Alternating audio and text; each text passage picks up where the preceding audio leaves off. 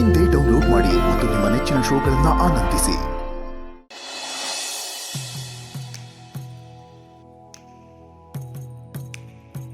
ನಿಮಗೆ ಮಕ್ಕಳು ಅಂದರೆ ತುಂಬ ಪ್ರೀತಿ ಅಲ್ವಾ ತುಳಸಿ ಅವರೇ? ಹೌದು ರಾಧಾ ಅವರೇ, ಮಕ್ಕಳು ಮನೆಯವರು ಅಂದರೆ ನನಗೆ ತುಂಬ ಪ್ರೀತಿ.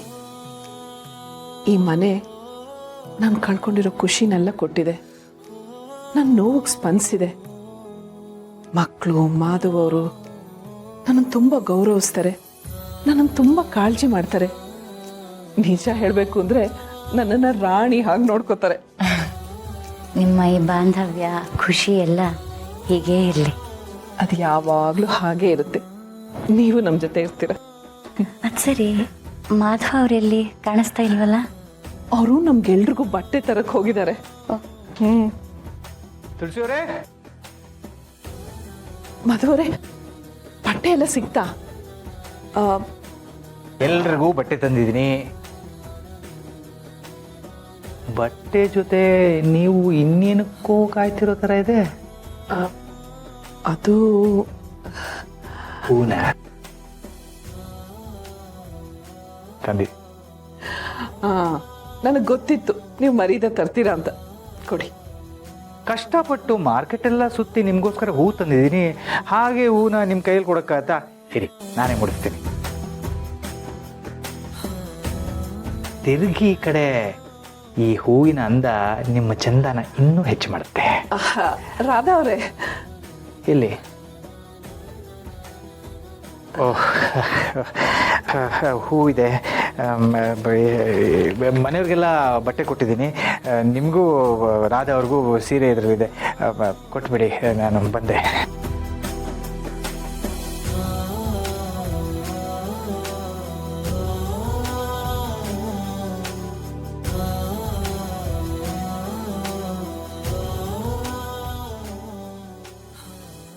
ಸೀರೆ ತುಂಬ ಚೆನ್ನಾಗಿದೆ, ನಂಗೆ ತುಂಬ ಇಷ್ಟ ಆಯಿತು.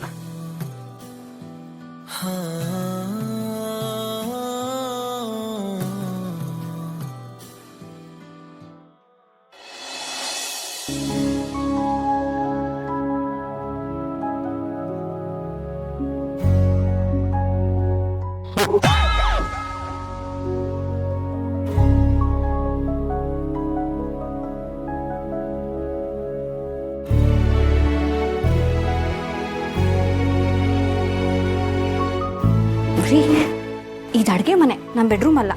ನನಗೂ ಗೊತ್ತು, ಅದಕ್ಕೆ ರುಚಿಯಾಗಿರೋ ಸಿಹಿ ತಿನ್ನಬೇಕು ಅಂತ ಬಂದೆ. ಸಿಹಿಗಿ ಎಲ್ಲ ಸಿಗಲ್ಲ.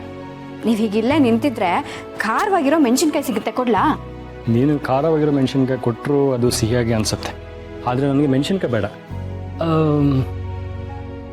ಇಲ್ಲೊಂದು ಮಾರ್ಕ್ ಥರ ಕೊಟ್ಟರೆ ಚೆನ್ನಾಗಿರುತ್ತೆ. ನಂಗೆ ತುಂಬ ಕೆಲಸ ಇದೆ, ನೀವು ಹೊರಡಿ ಇಲ್ಲಿಂದ. ನನಗೂ ತುಂಬ ಕೆಲಸ ಇದೆ. ಪುಣೆ, ಅದು ಮಗುಗೆ ಶಾಪಿಂಗ್ ಹೋಗ್ಬೇಕಿತ್ತಲ್ಲ, ಹೋಗೋಣ? ಬಾಬಾ, ಬಟ್ಟೆ ಎಲ್ಲಿ ತಗೋಬೇಕು ಅಂತ ಡಿಸ್ಕಸ್ ಆಯ್ತಾ? ಹಾ, ಅದೇ ಡಿಸ್ಕಸ್ ಮಾಡ್ತಿದ್ದೆ. ಪುಣೆ, ಬೇಗ ಬಾ. ಅಕ್ಕ, ಸುಮ್ಮನಿರೆ, ಜೋಳೊಬ್ಳು. ಬ್ರೋ, ಏನಿದು? ಏನಿದು? ಏನು? ಅದು ಪೂರ್ಣಿ ಅಕ್ಕನ ಪ್ರೀತಿ ಗುರುತುಗಳು. ಇಲ್ಲ ಇಲ್ಲ, ಹಾಗೇನಿಲ್ಲ. ಅದು ಇವತ್ತು ಅಲ್ಲ, ನಾಳೆ ಅಡುಗೆಗೆ ಏನು ಅಡುಗೆ ಅಲ್ಲ, ಬಟ್ಟೆ ಎಲ್ಲಿ ತಗೋಬೇಕು ಅಂತ ಡಿಸ್ಕಸ್ ಮಾಡ್ತಿದ್ವಿ. ನೀವು ಏನಾದರೂ ಡಿಸ್ಕಸ್ ಮಾಡಿ, ಆದರೆ ಈ ರೀತಿ ಬಟ್ಟೆ ಕೊಳೆ ಮಾಡ್ಕೋಬೇಡಿ. ಅದೆಲ್ಲ ಇರಲಿ. ಡ್ಯಾಡು ಅಡುಗೆಗೆ ಏನೇನು ಬೇಕು ಅಂತೆಲ್ಲ ಹೇಳಿದ್ದಾರೆ. ನಾನು ಕೇಟ್ರಿಂಗ್ ಅವ್ರಿಗೆ ಹೇಳಿದ್ದೀನಿ, ಅವ್ರು ನಾಳೆ ಬರ್ತಾರೆ. ಸೊ ಅಡುಗೆ ಬಗ್ಗೆ ಚಿಂತೆ ಬೇಡ. ಸರಿ, ಒಳ್ಳೆ ಕೆಲಸ ಮಾಡಿದೆ. ನಾನು ಹೋಗಿ ಟೀ ಶರ್ಟ್ ಚೇಂಜ್ ಮಾಡ್ಕೊಂಬನ್ನಿ.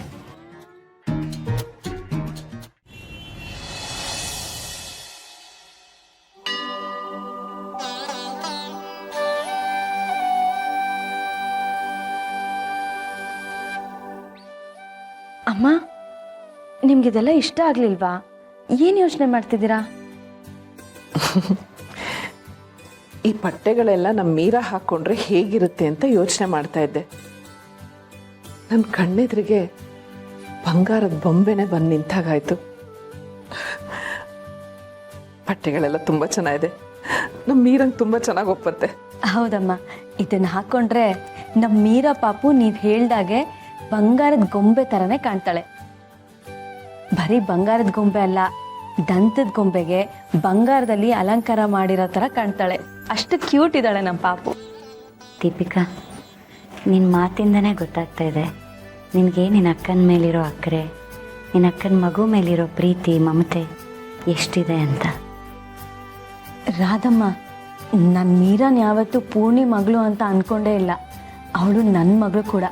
ನನಗಷ್ಟೇ ಅಲ್ಲ, ಈ ಮನೆಯಲ್ಲಿ ಅವಳು ಅಂದರೆ ಎಲ್ಲರಿಗೂ ತುಂಬಾ ಪ್ರೀತಿ. ನಿಮ್ಮನ್ನೆಲ್ಲ ನೋಡ್ತಾ ಇದ್ರೆ ಅಪ್ಪ ಅಮ್ಮ ಮಕ್ಕಳು, ಅತ್ತೆ ಸೊಸೆ, ಅಣ್ಣ ತಮ್ಮ, ಈ ಸಂಬಂಧಗಳೆಲ್ಲ ಎಷ್ಟು ಚೆನ್ನಾಗಿರುತ್ತೆ ಅಂತ ಅನಿಸ್ತಾ ಇದೆ. ರಾಧಾ ಅವರೇ, ಯಾಕೆ ಬೇಜಾರಾಗಿದ್ದೀರಾ? ನೀವು ಕೂಡ ನಮ್ಮೆಲ್ಲರಲ್ಲೊಬ್ರು, ನಾವು ನಿಮ್ಮವರೇ. ರಾಧಮ್ಮ, ನಿಮಗೆ ನಿಮ್ಮ ಫ್ಯಾಮಿಲಿ ಬಗ್ಗೆ ಏನಾದರೂ ನೆನಪಿದೆಯಾ?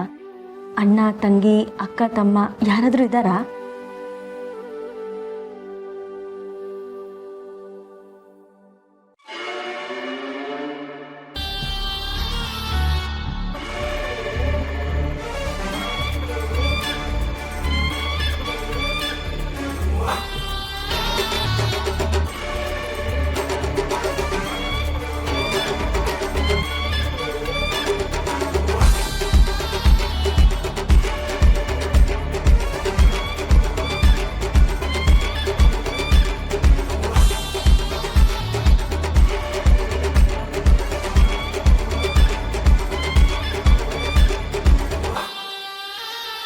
ರಾಧಾ ಅವರೇ, ನಿಮ್ಮ ಮನೆಯವ್ರು ಯಾರಾದರೂ ಸುತ್ತಮುತ್ತ ಇದ್ದೇ ಇರ್ತಾರೆ. ಅವ್ರು ಆದಷ್ಟು ಬೇಗ ನಿಮಗೆ ಸಿಗ್ತಾರೆ. ನೀವು ಆದಷ್ಟು ಬೇಗ ಹುಷಾರಾಗಿ ಅವ್ರನ್ನ ಭೇಟಿ ಮಾಡ್ತೀರಾ. ಹೌದು ರಾಧಮ್ಮ, ನನ್ನ ಆಸೆ ಕೂಡ ಅದೇ. ಆದಷ್ಟು ಬೇಗ ನಿಮ್ಮ ಮನೆಯವರು ನಿಮ್ಗೆ ಸಿಗಲಿ. ಈಗ ಮೀರಾ ಪಾಪು ಫಂಕ್ಷನ್ಗೆ ಯಾವ ಬಟ್ಟೆ ಹಾಕ್ಬೇಕು ಅನ್ನೋದು ನೋಡೋಣ.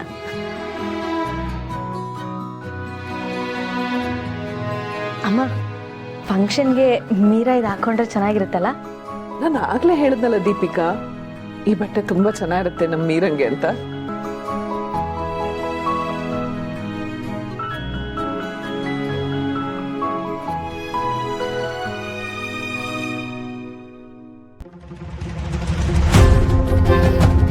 ಈ ಮಗು ನಿಮ್ಮ ಮನೆಗೆ ಬಂದಿದ್ದ ದಿನದಿಂದ ನಿಮ್ಮೆಲ್ಲರ ಸಂಭ್ರಮ ಜಾಸ್ತಿ ಆಗಿದೆ.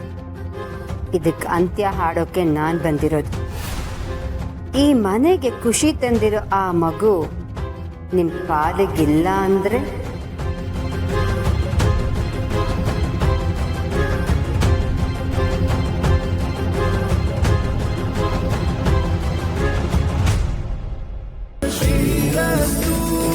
ಶುಭ